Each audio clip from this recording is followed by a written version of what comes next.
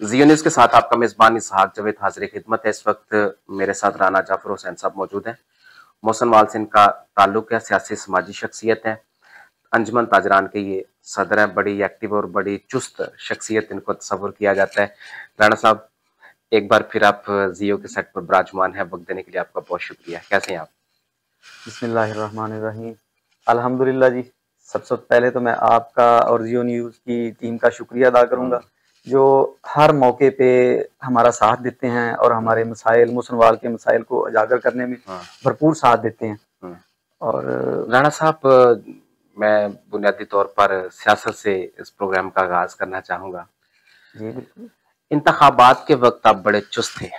अब चूंकि आपकी सियासी वाबस्तगी पाकिस्तान मुस्लिम लीग नून के साथ है, बड़े चुस्त थे। मुसलमान की तरक्की के हवाले से बड़े वादे वईद थे पब्लिक के साथ, आपके बड़े दावे थे आपके। अब 1 साल से जायद वक्त जो है वो गुजर चुका है आपकी हुकूमत को। अब लोग जानना चाहते हैं कि आपने मुसलमान के लिए क्या किया है। जी बिल्कुल, मैं अपने वादों पे कायम हूँ और मेरी क़यादत भी मेरा भरपूर साथ दे रही है। आज से 35 साल पहले कभी यहाँ तरक्याती काम हुए थे। वाई साहब के दौर, जो वज़ीर आला पंजाब थे। अच्छा। उसके बाद कचरे के ढेर लगे हुए थे इधर मोसनवाल में। जो भी सियासी नुमाइंदे, नाज़म या चेयरमैन आए हैं, उन्होंने सिर्फ सियासी ओहदों के फ़ायदे लिए हैं। यहाँ की अवाम का कोई मसाइल या उनके हल के लिए कोई किरदार नहीं अदा किया। तो मैं इस रवायती सियासतदानों से बड़ा तंग था और मैं कोई अंजुमन ताजरान का सदर कहलवा के खुश नहीं होता। मुझे ज़्यादा खुशी होती है जब मुझे कोई समाजी कारकुन कहे। अच्छा।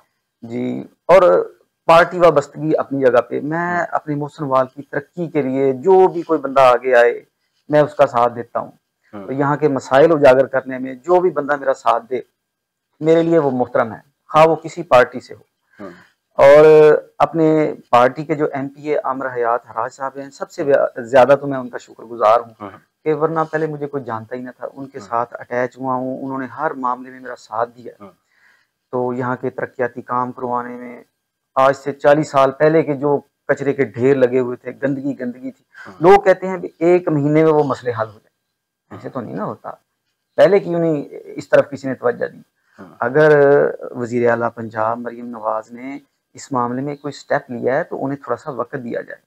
हाँ, मैं मानता हूँ महँगाई की वजह से, गंदम के बहरान की वजह से लोग उनसे नाराज़ हैं। इंशाअल्लाह ये मेहनत जारी है, अनकरीब ये मसले जब हल होंगे तो लोग दुआएं देंगे। ये सुथरा पंजाब वाला जो प्रोजेक्ट अछूता किस्म का, बिल्कुल मुनफरद किस्म का ये जो प्रोजेक्ट है, इंशाअल्लाह जैसे जैसे ये वर्कर बढ़ेंगे, इधर काम देखेंगे लोग, इंशाअल्लाह इसकी तारीफ भी होगी और इन्हें फीडबैक मिलेगा अच्छा पार्टी। और रही बात, राणा साहब, मैं आपको यहाँ पर कट कर रहा हूँ। आप तो सिर्फ अंजुमन ताजरान के सदर थे और मेरा ख्याल है कि आपको सियासत में सिर्फ अभी 2 साल हो गए, तो बड़ा थोड़ा वक्त है।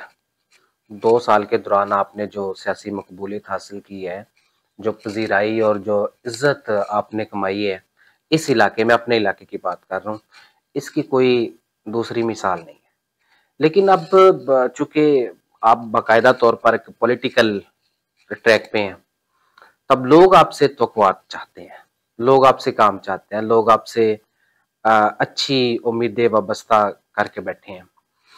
तो इस बार बजट में फंड्स आए, आपको क्या मिला और आपने मुसलमान को क्या दिया? जी बिल्कुल, बड़ा अच्छा सवाल किया आपने। इस लिहाज से मैं अपने एमपीए माहर आमिर हयात हराज साहब का खसूसी तौर पर शुक्रिया अदा करूँगा कि पूरे इलाके में मेरा ख्याल है तुलम्बा के बाद मोहसन वाल की यूसी को उन्होंने बहुत प्रायोरिटी दी है। तकरीबन 2.5 करोड़ के फंड दिए हैं, जिसमें 2 फिल्टर प्लांट हैं। अच्छा जी। और कारपेट रोड है और टफ टाइल नाइली सोलन के लिए हमें फंड दिए हैं। तो मैं पहले टेनोर में ही, पहले साल में ही इतने फंड जारी करवाने पर उनका खसूसी तौर पर शुक्रिया अदा करूँगा। और नेक्स्ट प्लान में भी उन्होंने जो मॉडल विलेज हैं, उस लिहाज से भी मोहसन वाल का सबसे पहले नंबर लिखा हुआ है। ये खबर है? जी जी, ये आपको मैं खबर दे रहा हूँ। अच्छा जी। इंशाल्लाह इस बजट में जो मिसाली गांव वाला जो प्रोजेक्ट है, उसमें मोहसन वाल पहले नंबर पे है। अच्छा। मिसाली गाँव में हर तरह की बुनियादी सहूलियात होंगी, सेहत के हवाले से, तालीम के हवाले से, तरक्याती कामों के हवाले हाँ, से। हाँ। इंशाल्लाह अभी पहला साल है, लोग चाहते हैं कि 1 साल में ही आपको पूरी प्रोग्रेस मिल जाए। थोड़ा-सा वक़्त दें, हमारे माली हालात मुल्क के जो हैं वो आप जानते हैं। ये जो खबर आप मुझे दे रहे हैं ये मॉडल विलेज के हवाले से, इसके बारे में आपके पास क्या इन्फॉर्मेशन है? कितना फंड जो है वो मॉडल विलेज को जो है वो दिया जाएगा? जी, चंद दिन पहले मेंबर सूबाई असेंबली आमिर हयात हराज साहब मेरे पास यहाँ घर तशरीफ़ लाए थे। हुँ, यहाँ उन्होंने मुझे खुशखबरी दी, हुँ, तकरीबन 25 करोड़ के ये फंड जारी होंगे, तो हुँ। जिसमें तकरीबन हमारे बुनियादी मसाइल तकरीबन हल हो जाएँगे इंशाल्लाह। अच्छा, तो हाँ, उसमें मुझे ये जो हल्का 207 है, इसमें सिर्फ़ एक ही चक को जो है वो शामिल किया गया है या दीगर चकों भी हैं? जी, मोहसन यूनियन कौंसिल इसमें तकरीबन 6 चक आते हैं। हुँ, नाम 134-16 ही है। हुँ। जैसे ये रोड के उस तरफ मलक वाली चौंती कह हाँ, लें, हाँ। 5 मरला स्कीम, 7 मरला स्कीम, ये रेलवे स्टेशन के हुँ, साथ हुँ। वाली आबादी, फाटक वाली अच्छा। 34, 134 नत्थू हुँ, वाली, हुँ, हुँ। बड़ी अच्छा, ये एक 134 यूसी को सारी, 25 हाँ करोड़ रुपए मिलेंगे। जी, जी। अच्छा, वो आपने ज़िक्र किया 2.5 करोड़ रुपए आपको मिले हैं, तो कहाँ-कहाँ अप्लाई हुए हैं 2.5 करोड़ रुपए? जी, हमारी ये पूरी यूसी में वो काम हुआ है, क्या-क्या काम हुआ मुसलमान है? यूसी में। टफ टाइल लगवाई है, नाली सोलंग के मसाइल हल किए हैं। अच्छा, ये पहला फंड था, पहले साल के पहले बजट बजट का। का था, ठीक है। इंशाल्लाह मज़ीद भी वो मिलेंगे जब ये मॉडल विलेज वाला और काम हो इसके गया तो अलावा नाली सॉलिंग के अलावा? टफ टाइल ठीक है, जी, फ़िल्टर प्लांट, फ़िल्टर प्लांट 2 कहाँ लगे फ़िल्टर हैं? प्लांट मिले हैं। एक मलक वाली चौंती हुँ, हुँ, लाइन के उस तरफ, ठीक है। और एक बड़ी चौंती हुँ, वहाँ है ये। अच्छा। तो वो ऑपरेशन होने के करीब है, अनकरीब इंशाल्लाह चंद दिनों में उसका इफ्तिताह है।